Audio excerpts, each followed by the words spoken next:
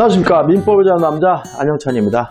이번 테마는 전세권하고 유치권, 저당권에 관한 테마입니다.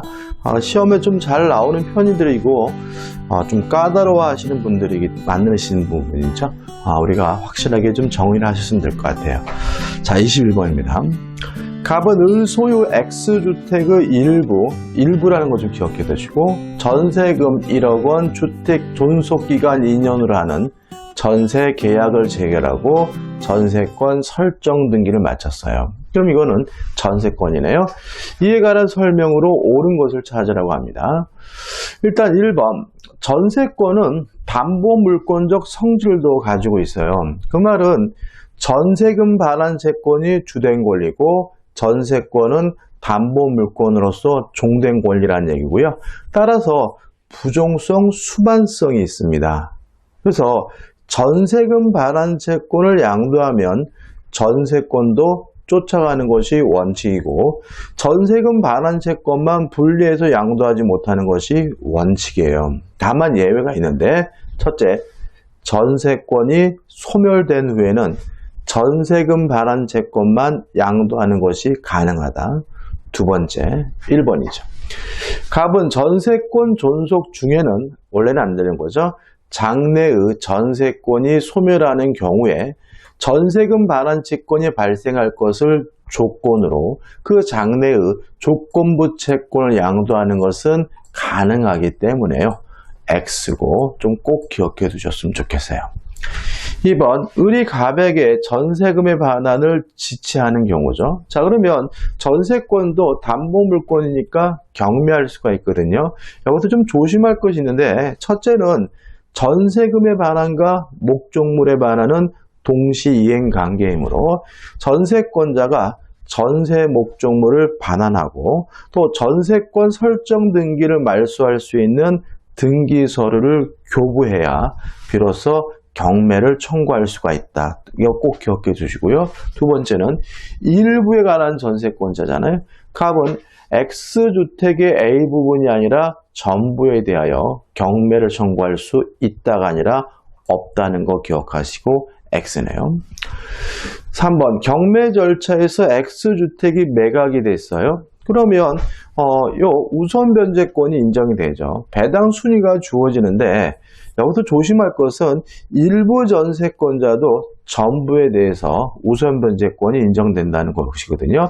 따라서 갑은 X주택 전부에 대하여 후순위 권리자보다 전세금을 우선 변제 받을 수 없다라는 지문도 X가 되고 있는 거죠. 4번. 갑의 채권자 병이 갑의 전세권의 저당권을 취득한 경우죠. 자, 그럼 이 저당권이 어디에 설정되어 있냐면 전세권이 설정되어 있어요.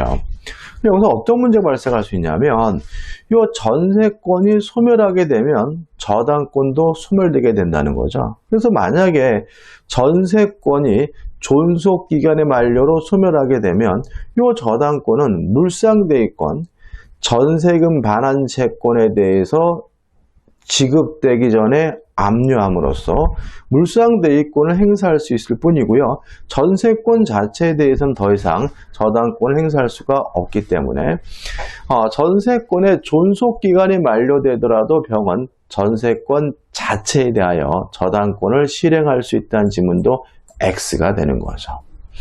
5번, 갑의 전세권이 존속하는 동안이에요. 그럼 물론 전세권은 물권이고 절대권이고 대항력이 있으니까 새로운 소유자에게 대항할 수 있거든요. 따라서 을이 X주택을 정에게 매도하고 정명의로 소유권 이전 등기를 마쳤다면 이 새로운 소유자인 정에게 전세권을 가지고 대항할 수 있을 뿐만 아니라 새로운 소유자 정에게 전세금 반환을 청구해야 합니다.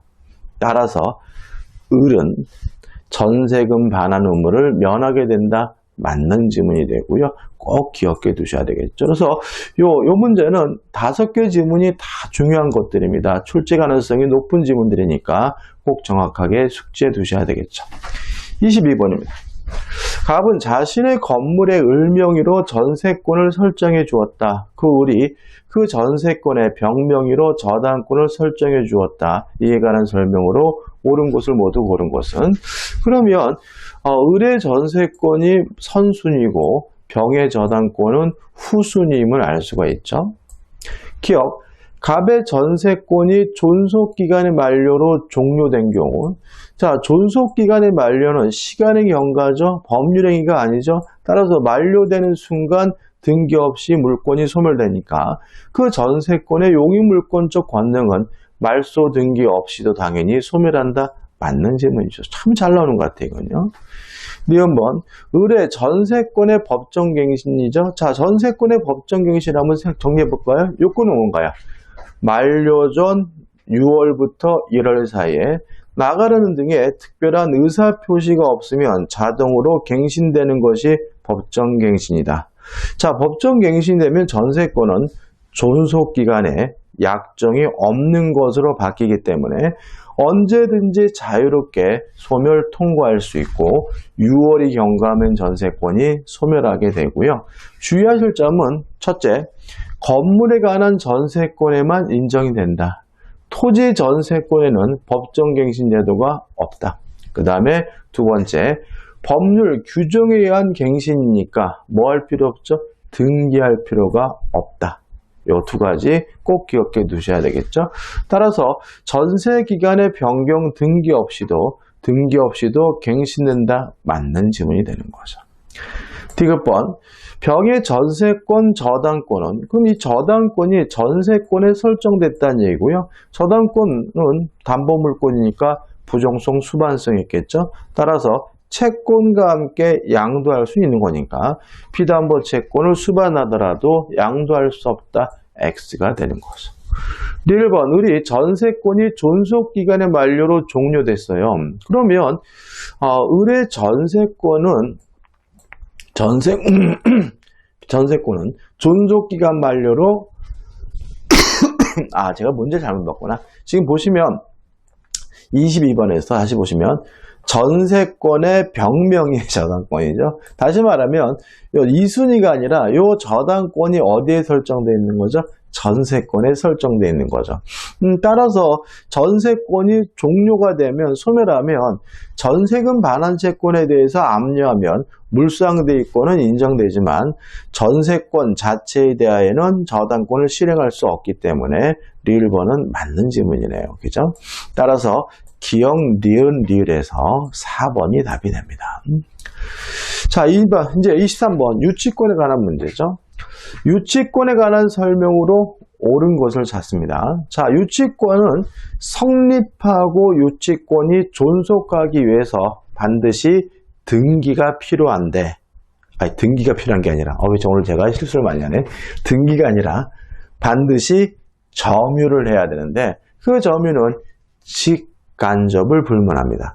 간접 점유에도 상관이 없어요. 다만 주의하실 것은 소유자를 직접 점유를 한다면 실질적으로 점유를 상실한 것이기 때문에 간접 점유가 아니라 실질적으로 점유를 상실한 거기 때문에 유치권이 인정되지 않는다는 것이 우리 판례 입장이죠. 1번. 채권자가 채무자의 직접 점유를 통하여 채무자에게 돌려줬다는 얘기거든요. 실질적으로 점유를 상실했다는 얘기거든요. 따라서 간접 점유하는 경우에는 유치권은 성립하지 않는다. 맞는 지문이고요. 답은 1번이 되네요. 2번, 유치권자는 담보물권이니까 채권의 변제를 받기 위해 유치물을 경매할 수 있고, 맞죠? 근데 조심할 것은 뭐냐면 유치권은 우선 변제권이 없어요. 배당 순위가 주어지질 않아요. 따라서 매각대금에서 후순위 권리자보다 우선 변제받을 수 있다. X가 되고요. 3번, 수급인이 자신의 노력과 재를 들여 신축한 건물입니다. 자, 이러한 신축 공사 대금은 목적물에 관해 생애 채권이니까 유치권을 행사할 수 있긴 해요. 근데 문제는 뭐냐면 자신의 소유물이면 안 되는 거죠. 유치권의 목적물은 반드시 타인의 소유물이어야 되고 어떤 이유든지 간에 자신이 소유권을 취득한 경우에는 유치권을 취득할 수가 없기 때문에 신축한 건물에 대한 소유권을 원시 취득한 경우 수급인은 공사대금을 지급받을 때까지 유치권을 행사할 수 있다. X가 되는 거죠. 4번입니다. 자, 유치권은 담보물권이니까 소멸시효 걸리지 않아요. 근데 문제는 유치권에 의하여 담보되는 피담보 채권은 소멸시효 걸리거든요. 다시 말하면 유치권을 행사하더라도 그 채권의 소멸시효의 진행에 아무런 영향을 주지 않기 때문에 4번 유치권의 피담보 채권의 소멸시효 기간이 확정 판결 등으로 10년으로 연장된 경우 유치권이 성립한 부동산의 매수인은 종전에 단기 소멸시효를 원형할 수 있다. X인데, 이건 좀 그런 얘기죠. 제가 지금 아까 방금 설명드린 내용 꼭 기억해 두시고요. 이 4번은 실제되기는 좀 어려울 것 같아요. 중요한 건 아니고. 이게 어떤 얘기냐면, 채권이 1년짜리, 3년짜리 단기 소멸시효 걸리는 경우가 있거든요. 그런 경우가 만약에 판결로 확정이 되면 소멸시효 기간이 10년으로 연장되고 10년이 연장이 되면 유치권은 당연히 10년임을 주장할 수가 있기 때문에 1년, 3년을 주장할 수는 없고 따라서 4번은 X예요. 근데 시험 범위는 아니기 때문에 기억하지 마세요. 중요한 거 아닙니다.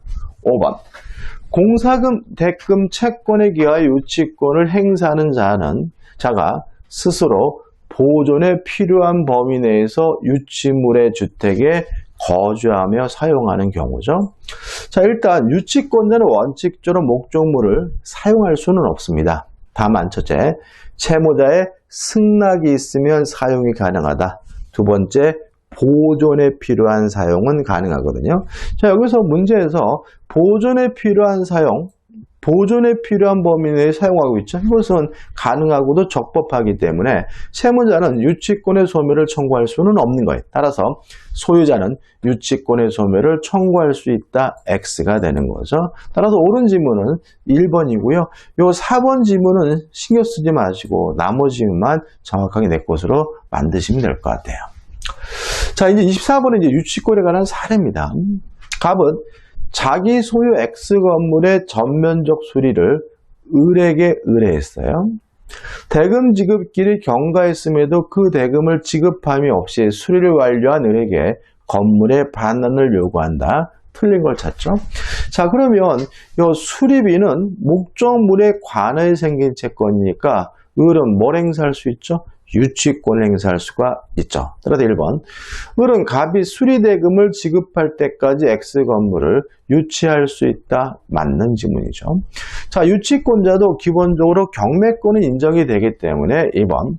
을은 X 건물을 경매할 수 있다. 맞는 지문이고요. 물론 주유문은 선량한 관리자로서의 주유문이니까 3번도 맞는 지문이죠. 4번. 을이 보존 행위로 X 건물을 사용하는 것은 적법하죠. 따라서 을은 갑에 대하여 불법행위에 기한 손해배상 책임을 지지 않는다는 지문도 맞는 지문입니다. 따라서 1, 2, 3, 4번은 다 맞아요. 5번이 답인데 어떤 얘기냐면 유치권은 물상대위권이 인정되지 않습니다. 만약에 목적물이 멸실된다면 멸실되는 순간 유치권이 소멸돼야 되고요. 그 가치 변형물에 대해서는 물상대위권이 인정되지 않으므로 을의 과실 없이 X 건물이 소실된 경우 을의 권리는 갑의 화재보험금 청구권 이외에 미친다는 지문은 X가 되고요. 답은 5번이고 이거 왠지 그럴듯하게 맞을 것 같다라는 착각을 일으키기 때문에 조심하셔야 되겠죠. 자, 이제 저당권에 관한 문제들을 보죠. 25번입니다. 저당권의 효력에 관한 설명 중 옳지 않은 것은이죠. 1번. 증축된 건물 부분이 기존 건물에 부합되어 별개의 독립물로서 효용을 갖지 않아요. 그러면 저당권액은 부합물에도 미치죠. 다시 말하면 부합됐다면 아무것도 더 이상 고려하지 않아요. 그것이 무효가든 불법이든 또는 경매 목적물로 그 가치가 평가됐든 안 됐든 고려하지 않고 부합이 됐다면 저당권에게 당연히 미친다는 것이 판례 입장이므로 경매 절차에서 경매 목적물로 평가되지 아니하였다면 경락인은 그 증축 부분의 소유권을 취득할 수 없다는 질문은 X고요. 답은 1번이 됩니다. 2번 건물의 소유를 목적으로 한 토지 임차인이 그 토지 위에 소유하는 건물의 저당권을 설정했어요. 그러면 이 저당권은 건물에 설정이 됐지만 이 건물의 소유를 목적으로 한 토지 임차권에도 미치거든요. 따라서 경락을 받은 사람은 건물에 관한 소유권뿐만 아니라 토지 사용권인 토지 임차권도 취득하기 때문에 그 저당권이 실행되어 경락인이 건물의 소유권을 취득한 때에는 특별한 사정이 없는 한 위 임차권도 경락인에게 이전된다. 맞는 질문이 되는 거죠. 그 다음에 3번 구분 건물에 있어서 전유 부분과 대지 사용권은 일체성이 있죠. 따라서 전유 부분에 저당권이 설정되면 당연히 대지 사용권에게도 미치게 되므로 3번 구분 건물의 전유 부분에 설정된 저당권의 효력은 특별한 사정이 없는 한 그 전유 부분의 소유자가 나중에 취득한 대지 사용권에까지 미친다. 맞는 질문이죠. 4번입니다. 자, 담보물권은 부정성, 수반성이 있어요. 따라서 채권자와 저당권자는 원칙적으로 같아야 되거든요. 따라서 4번 채권과 이를 담보하는 저당권은 원칙적으로 그 주체를 달리할 수 없으므로 채권자 아닌 제3자 명의로 이루어진 저당권 설정 등기는 특별한 사정이 없는 한 원칙적으로 무효이다. 맞는 질문이고요. 그러면 이 특별한 사정은 뭐냐에 대해서 우리 판례는 첫째, 채권자, 채무자, 제3자, 3자 간의 합의가 있고 또 실질적인 의미에서 제3자도 채권자로 볼 수가 있다면 그때는 예외적으로 제3자 명의의 저당권 등기도 유효라는 것이 판례 입장이니까 원칙 예외까지 기억해 두시면 되겠죠. 5번입니다. 자, 저당권자는 과실수취권이 없어요. 따라서 과실은 누가 수취하는 거냐면 채무자, 저당권 설정자가 수취하는 거거든요. 만약에 저당권자가 과실을 수취하려면 뭘 해야 되냐면 압류를 해야 돼요. 5번 저당권의 효력은 저당 부동산에 대한 압류가 있은 후에는 저당권 설정자가 그 부동산으로부터 수취한 과실 또는 수취할 수 있는 과실에 미친다까지만 기억하시면 되고 좀 더 본다면 그 부동산에 대한 소유권, 지상권 또는 전세권을 취득한 제3자에 대하여는 저당권자가 압류한 사실을 통지한 후가 아니면 이로써 대항할 수 없다. 뒷부분 단서 부분 잘 안 냅니다. 앞부분이죠. 저당권자는 압류하지 않는 한 과실 수취권이 없다는 거 꼭 기억해 두시기 바랍니다. 자, 26번이죠. 저당권에 대한 설명 중 틀린 거죠. 1번 저당권은 부정성, 채권이 있어야 저당권이 존재할 수 있다. 수반성, 채권이 이전되면 저당권도 쫓아간다. 물상대의성, 저당 목적물이 멸실, 훼손, 공용징수됐을 때 가치 변형물에 그 효과가 미친다. 불가분성, 저당권은 전액 변제받을 때까지 목적물 전부에 대해서 그 효과가 미친다. 1번은 맞는 거죠. 3번, 2번. 자, 경매가 이루어졌습니다. 자, 경매가 이루어졌을 때 권리 소멸 여부를 판단하는 기준은 세 가지입니다. 첫째, 모든 저당권은 무조건 소멸된다. 두 번째, 용의권의 소멸 여부는 최우선순위 저당권과 비교한다. 세 번째, 유치권은 경매가 되더라도 소멸되지 않는다. 다만 주의하실 것은 유치권이 경매가 되더라도 소멸되지 않기 위해서는 경매 개시 결정 등기 전까지 성립해야 된다. 이 세 가지거든요. 따라서 경매가 이루어지게 되면 모든 저당권은 무조건 소멸되는 거예요. 따라서 2번 후순위 저당권자의 경매 신청에 의하여 경락이 실현되면 선순위 저당권은 무조건 소멸돼야 되니까 선택에 따라 배당을 수용하고 저당권의 소멸을 택하든지 아니면 배당을 거부한 채 저당권의 존속을 주장할 수 있다는 질문은 X고 2번이 답이 되는 거죠. 3번 동일한 부동산의 수개의 저당권이 설정된 때에는 그 우선 변제 순위 배당 순위는 각 저당권의 설정 등기의 선에 의한다. 맞는 지문이고요. 4번. 자, 용익권의 소멸률은 채운 선순위 저당권과 비교하잖아요. 따라서 저당권보다 용익권이 늦으면 경매가 이루어지면 무조건 소멸돼야 되기 때문에 4번. 저당권 설정 등기가 격려된 후에 대항력을 갖춘 임차인은 경락인에게 대항할 수 없다. 맞죠? 왜요? 소멸돼야 되니까요. 5번. 선순위 저당권이 소멸하면 후순위 저당권의 순위가 장애인이 상승하는데 이거 우리가 순위 승진의 원칙이라고 하죠. 자, 27번입니다. 자, 이건 뭐냐면 제3취득자 문제예요. 자, 제3취득자가 누구냐면요. 저당권의 설정된 부동산의 소유자로부터 소유권을 양수한 제3자죠. 다시 말하면 저당권이 설정된 후에 권리를 취득한 사람 우리가 제3취득자라고 하고요. 시험 문제에 잘 나와요. 첫째, 제3취득자는 채무를 변제하고 저당권의 소멸을 청구할 수가 있습니다. 유의하실 것은 변제기가 도래해야 돼요. 3번. 채권의 변제기와 상관없이 저당 채무를 변제하여 저당권을 소멸을 청구할 수 있다. X죠. 만약에 채무를 변제했다면 남의 빚을 대신 갚은 것이니까 채무자가 구상할 수 있겠죠. 4번. 저당 채무를 변제한 때는 보증 채무에 관한 규정에 의하여 채무자에 대한 구상권이 있다. 맞는 질문이 답은 뭐죠? 4번이죠. 자, 근데 돈을 못 갚게 됐어요. 그래서 경매가 이루어지게 되면 제3취득자는 경매인, 경락을 받는 것이 가능하기 때문에 1번. 저당 부동산의 경매 절차에서 경매인이 될 수 없다. X가 되고요. 2번도 물론 X고요. 그 다음에 만약에 경매도 못 받았어요. 그럼 쫓겨나겠죠. 그럴 때는 이제는 필요비 유익비에 대해서 우선 상한을 받을 수가 있기 때문에 5번.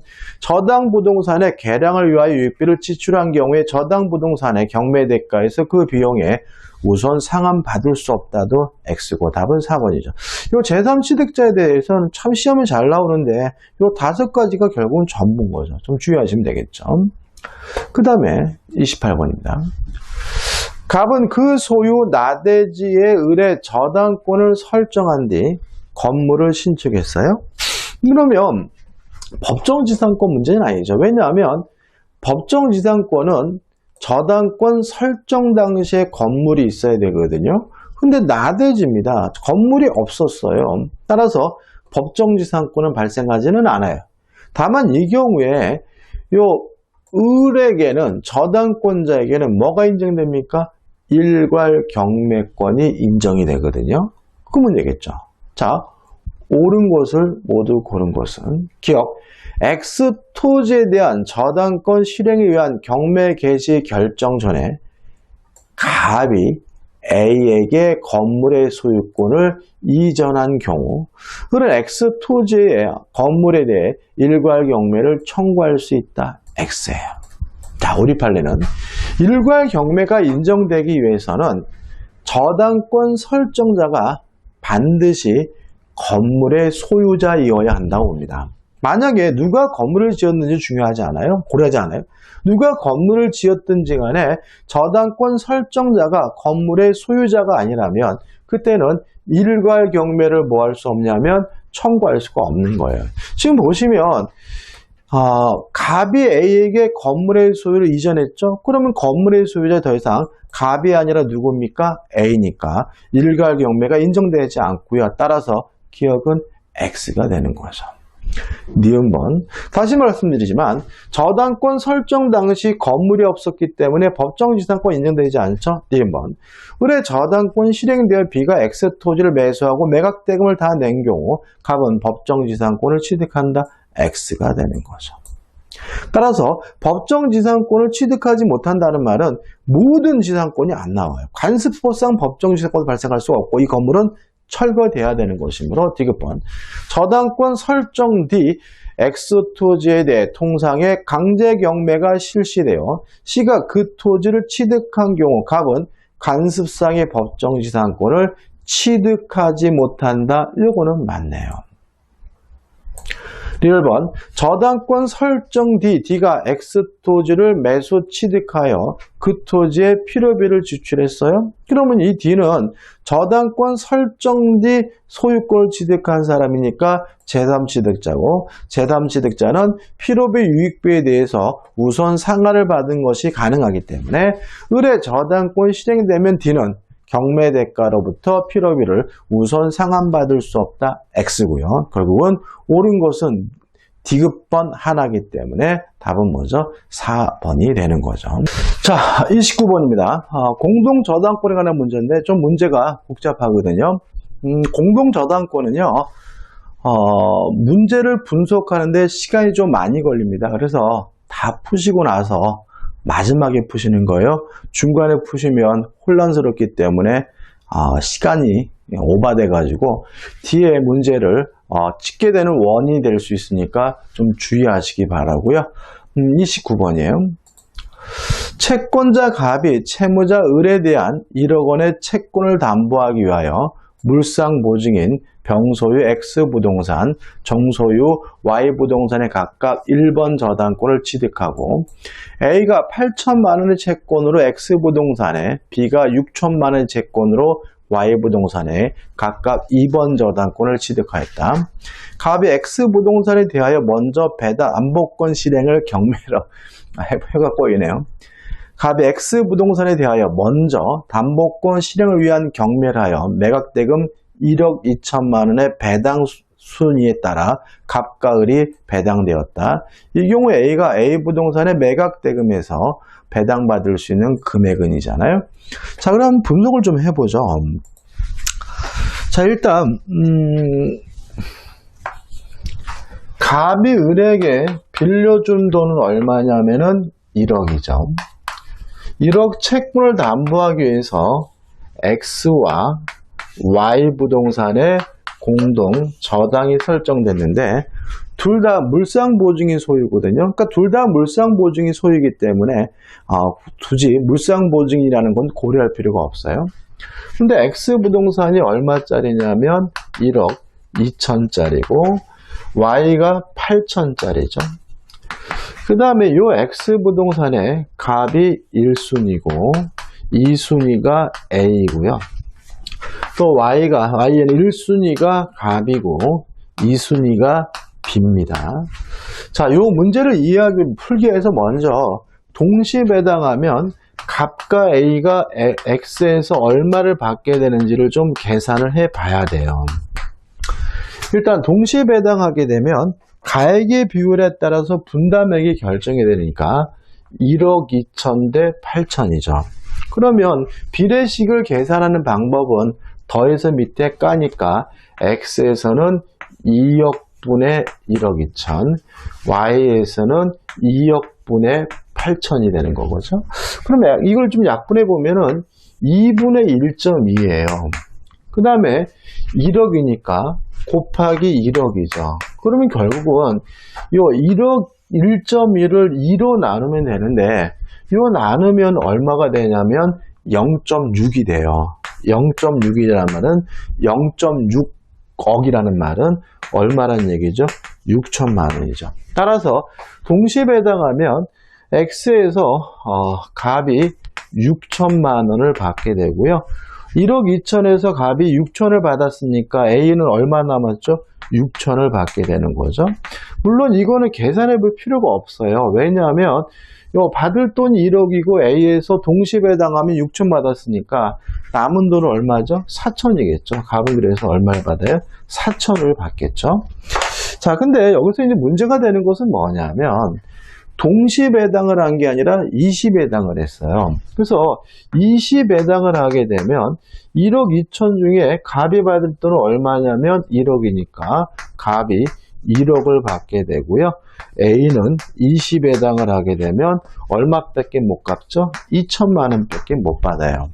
이렇게 동시배당하면 받을 돈이 줄어든 사람은 이 차액만큼 줄어든 금액만큼 공동저당권자의 권리를 대의해서 Y부동산에서 받을 수 있거든요. 따라서 A는 이 Y부동산에서 갑을 대의해서 1순위로서 받을 수 있는 금액은 얼마가 되냐면 4천만 원이 되는 거죠. 그래서 문제에서 물어보는 답은 뭐가 되죠? 4천만 원이에요. 그래서 답은 몇 번이 되냐면 3번이 되는 거죠. 좀 꼼꼼히 한번 보시기 바라고, 논리 자체가 어려운 건 아닙니다. 아마 산수 문제이기 때문에 머리가 아플 수 있지만, 다시 말씀드리지만 공동저당권 문제는 쉽든 어렵든 상관없이 맨 마지막에 풀어야 된다는 거 다시 한번 강조의 말씀을 드립니다.